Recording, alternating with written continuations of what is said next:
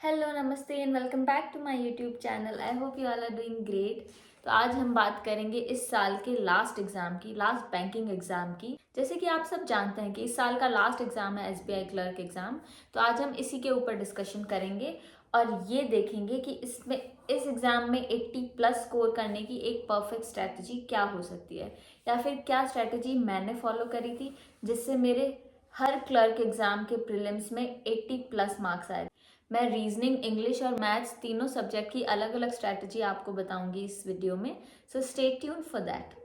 बात करते हैं इस एग्ज़ाम पैटर्न की। एसबीआई क्लर्क का एग्ज़ाम पैटर्न होता कैसा है, मोस्टली आप लोगों को पता होगा, लेकिन जिनको नहीं पता है मैं बता दूं।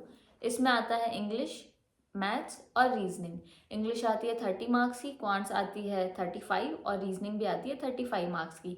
तीनों के लिए आपको 20 मार्क्स का सेक्शनल टाइमिंग होता है। सेक्शनल कट ऑफ भी इस एग्ज़ाम में होती है और टोटल 1 घंटा मिलता है आपको 100 क्वेश्चंस करने के लिए। तो सबसे पहले बात करते हैं रीजनिंग का। तो रीजनिंग आता है 35 मार्क्स का। तो 100 में से 35 मार्क्स रीजनिंग से मिल रहे हैं आपको। और अगर आप इसको थोड़ा सा मेहनत करके, थोड़ी सी ज़्यादा प्रैक्टिस करके अच्छा कर लोगे तो क्लर्क एग्ज़ाम में 35 आउट ऑफ 35 लाना कोई मुश्किल बात नहीं है। You can definitely do this. अगर थोड़ी सी आप स्मार्ट वर्क करो, थोड़ी सी ज़्यादा प्रैक्टिस करोगे। और ये 30 डेज में पॉसिबल है, इसलिए मैं ये बोल रही हूँ क्योंकि अब सिर्फ 30 डेज बचे हैं एग्ज़ाम में। आज आई थिंक फॉर्म भरने का लास्ट डेट था 7 दिसंबर। तो इसके बाद आपके पास ऑलमोस्ट 30 डेज मिलेंगे आपको प्रिपरेशन के लिए। उसमें आप अपनी रीजनिंग इतनी अच्छी कर सकते हो कि आप उसमें 35 आउट ऑफ 35 स्कोर कर पाओ। तो इसके लिए मैं आपको बताती हूँ। इस एग्ज़ाम के प्रीलिम्स में रीजनिंग में सबसे ज़्यादा पोर्शन आता है पजल्स और सिटिंग अरेंजमेंट का। 15 से 20 मार्क्स आपको आएंगे पजल्स और सिटिंग अरेंजमेंट के। और क्लर्क लेवल के प्रीलिम्स में जो भी पजल और सिटिंग अरेंजमेंट आता है वो आप 1 मिनट में पूरा पजल सॉल्व कर सकते हो। 1 मिनट 2 मिनट में पूरा पजल सॉल्व हो जाता है और 2 मिनट में पजल सॉल्व करके आपको 5 क्वेश्चंस के आंसर्स मिल रहे हैं।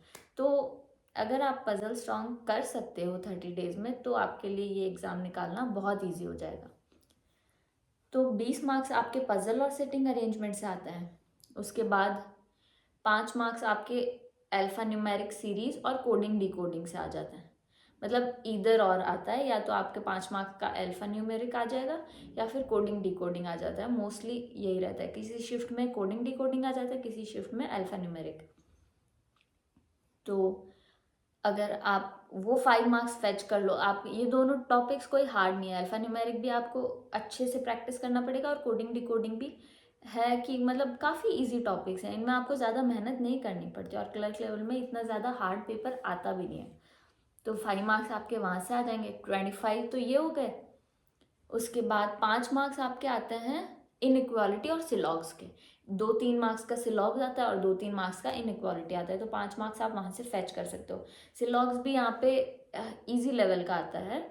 जैसे इसमें आपको ज़्यादा डिफरेंट कंडीशंस नहीं मिलती। जैसे पीओ में तो आपके वो भी आ जाता है कि only this and only if वाला भी आ जाती है कंडीशंस। क्लर्क में ज़्यादा घुमा के नहीं देता आपको, क्वेश्चन ईजी होते हैं तो आप पॉसिबल है आपके यहाँ से मार्क्स फेच करना। और बाकी 5 मार्क्स के आपके आ जाता है डायरेक्शन डिस्टेंस और ब्लड रिलेशंस। मैं अपना बताऊं तो मैं जब पेपर अटेम्प्ट कर रही होती हूँ, पेपर एक्चुअल एग्ज़ाम या फिर मॉक में जब मैं पेपर अटेम्प्ट कर रही होती हूँ तो मैं ये ट्राई करती हूँ कि मैं सब क्वेश्चंस करती हूँ रीजनिंग में। सारे क्वेश्चन सीक्वेंस वाइज करती हूँ। मैं ऐसे नहीं करती कि अभी पहला क्वेश्चन पजल है तो नहीं, पहले मुझे मिसलेनियस करना उसके बाद पजल पे आऊँगी। नो, एटलीस्ट रीजनिंग में मैं ऐसा नहीं करती। रीजनिंग में मैं, क्योंकि मुझे पता है कि रीजनिंग में हर टॉपिक ऐसा है जो मैं कर सकती हूँ, तो मैं सीक्वेंस वाइज एक एक करके पूरा पेपर सॉल्व करती हूँ। लेकिन I always avoid direction distance और ब्लड रिलेशन के क्वेश्चंस पहले। जैसे मैं पूरा 30 मार्क्स का पेपर कर लूँगी, उसके बाद अगर मेरे पास 2-3 मिनट बचते हैं तो मैं वो क्वेश्चंस अटेम्प्ट करती हूँ, नहीं तो मैं वो छोड़ देती हूँ।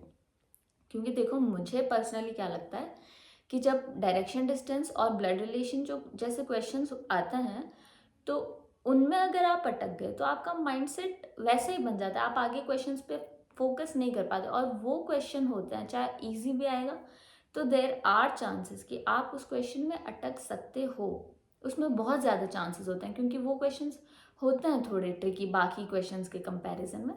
तो मैं हमेशा अवॉइड करती हूँ उनको। जब जैसे मेरा क्लर्क लेवल का एग्ज़ाम जब भी होता है, मेरा क्लर्क का प्री एग्ज़ाम होता है, तभी 20 मिनट्स मिलते हैं और मेरा 16-17 मिनट्स में पूरा पेपर हो जाता है।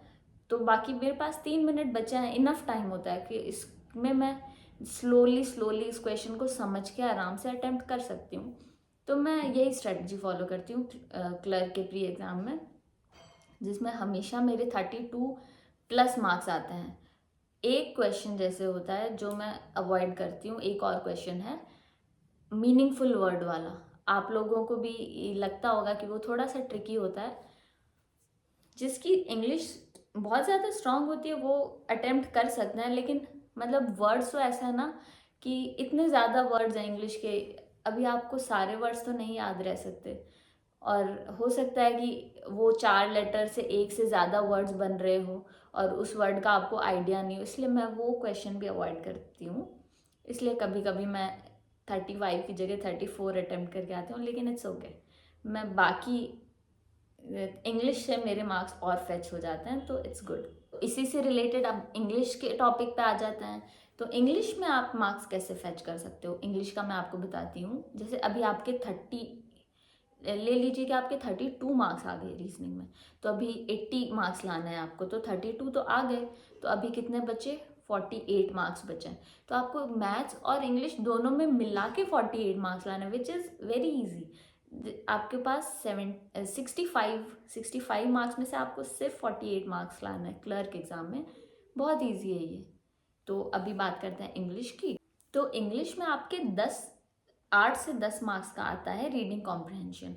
उसमें क्या होता है, जैसे आप लोगों ने स्कूल में देखा, आपके स्कूल में वो क्वेश्चंस आते होंगे अनसीन पैसेजेस वाले, उसी को नया नाम दे दिया रीडिंग कॉम्प्रहेंशन। आपको एक पैसेज रीड करना होगा, पूरा रीड करके समझना होगा, फिर उसी पैसेज में से आपके बहुत सारे 7 से 8 क्वेश्चंस आते हैं, कभी कभी 9-10 क्वेश्चंस भी आ जाते हैं, जिसमें मोस्टली उससे रिलेटेड होता है। 1-2 क्वेश्चंस उसमें वोकैब के भी आ जाते हैं कि उस पैसेज में से एक वर्ड आपको दे देंगे कि इसका सिनोनिम या एंटोनिम बताना होगा, तो आप कर सकते हो। वो भी इतना हार्ड नहीं होता, थोड़ी सी आपको रेगुलरली रीडिंग करनी पड़ेगी। तो 8 से 10 मार्क्स आपके यहाँ से आ जाते हैं। 5 मार्क्स का आपके आता है पैरा जंबल। तो पैरा जंबल थोड़ा सा ट्रिकी होता है, तो आप लोग चाहो तो उसको अवॉइड कर सकते हो। जैसे पीओ एग्जाम्स में तो वो हमेशा आता है, क्लर्क एग्जाम में कभी कभी आ जाता है, तो वो थोड़ा ट्रिकी होता है, तो वो 5 मार्क्स आप अवॉइड कर सकते हो। उसके अलावा आपके आता है उसके अलावा आपके आता है रीअरेंज द वर्ड्स। तो जैसे वो कुछ वर्ड्स दे देंगे, उनकी जगह एक्सचेंज करी हुई होती है, तो आपको उनको सही जगह पे सेट करके वो सेंटेंस प्रॉपर ग्रामेटिकली करेक्ट बनाना होता है। तो वो आते हैं 5 मार्क्स के क्वेश्चन।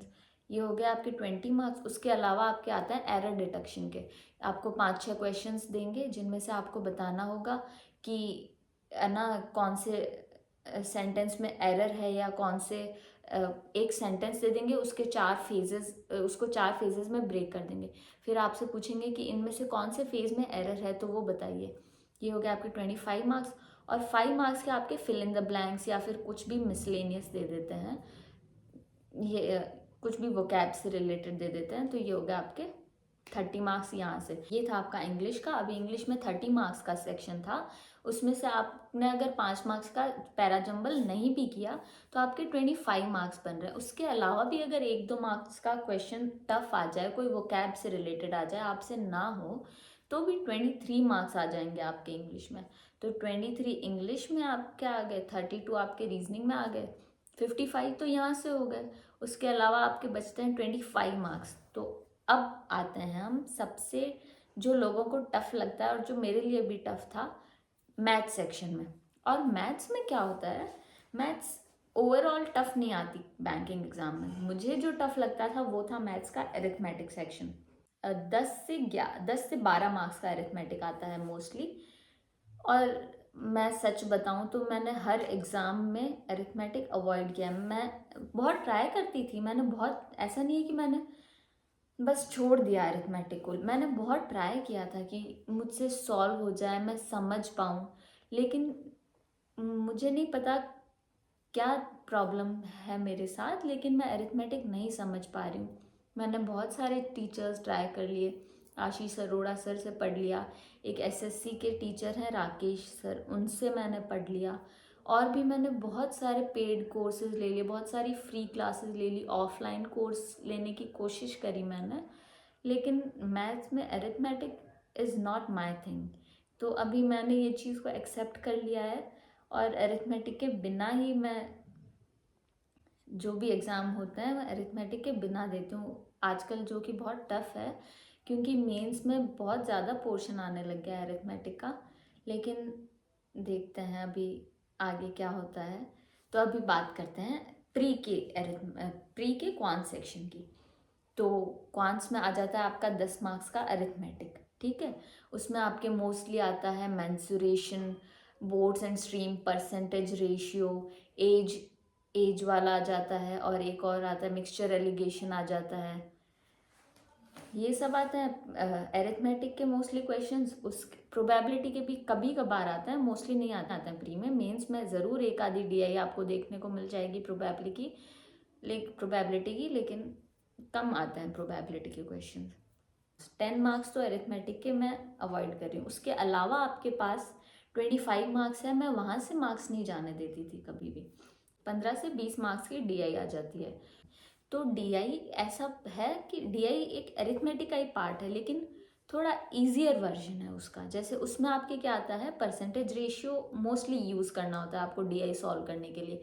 कभी ग्राफिकल डीआई आती है, कभी पाई आ जाती है, कभी बार चार्ट आ जाता है, कुछ भी आ जाता है, लेकिन मुझे डीआई इजी लगती थी कंपैरिजन टू अरिथमेटिक, क्योंकि डीआई बहुत ज़्यादा एक्चुअली सॉल्व करने लायक होती थी, और अरिथमेटिक में मैं बहुत कंफ्यूज हो जाती थी, इसलिए मुझसे हुआ नहीं कभी। और मोस्टली प्री में आपको अरिथमेटिक वाली डीआई नहीं देते हैं, तो ये इजी हो जाता है। जिनके लिए अरिथमेटिक टफ होता है उनके लिए भी डीआई सॉल्व करना इजी हो जाता है। तो डीआई वाले मार्क्स मेरे हमेशा फैच हो जाते थे। तो उसके बाद आपके बचते हैं 10 मार्क्स। 15 मार्क्स की अगर आपके डीआई आ गई तो 10 मार्क्स आपके बच रहे हैं। उसमें आपके एक तो 5 मार्क्स में नंबर सीरीज या फिर क्वाड्रेटिक इक्वेशन आ जाती है। कोई शिफ्ट में क्वाड्रेटिक इक्वेशन आ जाती है, कोई में नंबर सीरीज आ जाती है। ये दोनों इजी होता है, कुछ मेहनत का काम नहीं है। नंबर सीरीज आप एक दिन में अगर 10 नंबर सीरीज सॉल्व कर रहे हो तो आप 10 दिन में 100 नंबर सीरीज सॉल्व करोगे। और अगर आपने 100 नंबर सीरीज सॉल्व कर ली तो उनके अलावा कोई पैटर्न नहीं है नंबर सीरीज का। मतलब नंबर सीरीज के कोई ऐसे क्वेश्चंस नहीं आते कि बहुत ज़्यादा कैलकुलेटिव होते हैं, या फिर आपको मतलब आउट ऑफ द बॉक्स दे देंगे, ऐसा नहीं होता है। वही इनके कुछ पैटर्न्स फिक्स होते हैं, कभी कभी नए पैटर्न ले आते हैं, बट मेंस एग्जाम्स में आते हैं नए पैटर्न। प्री में ये लोग ऐसे नहीं करते। तो वही अगर आप प्रीवियस ईयर एग्जाम पेपर से अगर प्रैक्टिस करोगे और सारे क्वेश्चन सॉल्व कर सकते हो, अगर प्रीवियस 5 ईयर्स के अगर आप प्रैक्टिस कर लो और पहले के सारे क्वेश्चन सॉल्व कर लो नंबर सीरीज के, तो वही कुछ पैटर्न्स है। अगर आपको एक बार पैटर्न समझ आने लगे, जैसे अगर नंबर सीरीज ऐसे आती है, उसमें अगर छोटा छोटा गैप है तो इसका मतलब उसमें एडिशन से चेंज हो रहा है। अगर उसमें गैप एकदम से सडन चेंजेस, बड़े बड़े चेंजेस हो रहे हैं, तो उसका मतलब है कि उसमें मल्टीप्लिकेशन हो रहा है, या फिर उसमें रूट्स बनेंगे, या तो स्क्वायर रूट होगा या क्यूब रूट होगा। कभी कभी होता है मल्टीप्लिकेशन प्लस एडिशन हो जाता है। तो थोड़े ट्रिकी आ जाते हैं, लेकिन सॉल्व होने लायक होता है, ऐसे पॉसिबल होता है उनको सॉल्व करना। ऐसा नहीं होता है कि आप उनको सॉल्व नहीं कर सकते। और क्वाड्रेटिक इक्वेशन भी वही है, एक बार आपको थोड़े बहुत पैटर्न याद करने पड़ेंगे और आपको रूट्स निकालने आने पड़ेंगे, उसके बाद quadratic equation is very easy for you. यही है अगर 15 मार्क्स की डीआई और उसके अलावा 5 मार्क्स का क्वाड्रेटिक इक्वेशन या नंबर सीरीज। उसके अलावा आपके 5 मार्क्स में आ जाते हैं सिंप्लीफिकेशन और अप्रॉक्सीमेशन। ये तो मुझे नहीं लगता अगर कोई बैंकिंग एग्जाम्स की प्रिपरेशन कर रहा है उसके लिए उसने कभी सिंप्लीफिकेशन और अप्रॉक्सीमेशन कोई भी क्वेश्चन छोड़ा होगा। मतलब छोड़ना, वो कुछ क्वेश्चन बनता ही नहीं है कि उसको छोड़ा जाए। ऐसा कोई क्वेश्चन नहीं आता सिंप्लीफिकेशन और अप्रॉक्सीमेशन में जो कि आपसे ना हो। तो प्लीज़ आप लोग ट्राई करना कि जो क्वेश्चंस मैंने बताए हाँ, आई नो अरिथमेटिक बहुत लोगों का टफ होता है, वो 10 मार्क्स हटा लो। उसके अलावा आपके पास 25 मार्क्स है, तो आप वो 25 मार्क्स तो कर सकते हो। मुझे पता है, मेरे है ना, मैंने जब भी प्री क्लर्क का प्री दिया है, मैं हमेशा, आई डोंट नो कैसे, मैंने IBPS क्लर्क प्री दिया था 2021 में, 2022 में मैंने RRB IBPS क्लर्क फिर से दिया था, और SBI क्लर्क वापस दिया था। नहीं, SBI क्लर्क फर्स्ट टाइम दिया था मैंने 2022 में, और IBPS क्लर्क 2 बार दे चुकी थी मैंने 3 क्लर्क के एग्ज़ाम्स दिए थे आज तक, जिनमें मैं हर बार 87 अटेम्प्ट्स करके आ रही थी। मुझे नहीं पता कैसे, पर मेरे ना तो उससे एक कम ना उससे ज़्यादा हो रहे थे। मुझे याद है मैंने 2021 में, जबकि वो मेरा फर्स्ट एवर एग्ज़ाम था, जिसमें मैंने क्लर्क का प्री एग्ज़ाम दे रही थी, वो भी मेरा प्री क्लियर हो गया था, जबकि मेरी इतनी अच्छी प्रिपरेशन भी नहीं थी। मैंने मिड 2021 से तो स्टार्ट करी थी मेरी प्रिपरेशन, उसके बाद भी अगर मेरा प्री क्लियर हो रहा है, तो आप लोग सोच सकते हो कि वो कितना ईजी है। बस आपको स्पीड मेंटेन करनी। मैंने फर्स्ट टाइम में 87 अटेम्प्ट्स किए थे, जिसमें से मेरे मार्क्स थे 83 पॉइंट समथिंग, और इसमें भी मेरे प्री में मार्क्स अच्छे आए थे। इस साल लास्ट ईयर के IBPS क्लर्क और SBI क्लर्क में भी मेरे प्री में मार्क्स अच्छे थे। तो इतना टफ नहीं होता है, अगर आप थोड़ी सी प्रैक्टिस करोगे तो हो जाएगा।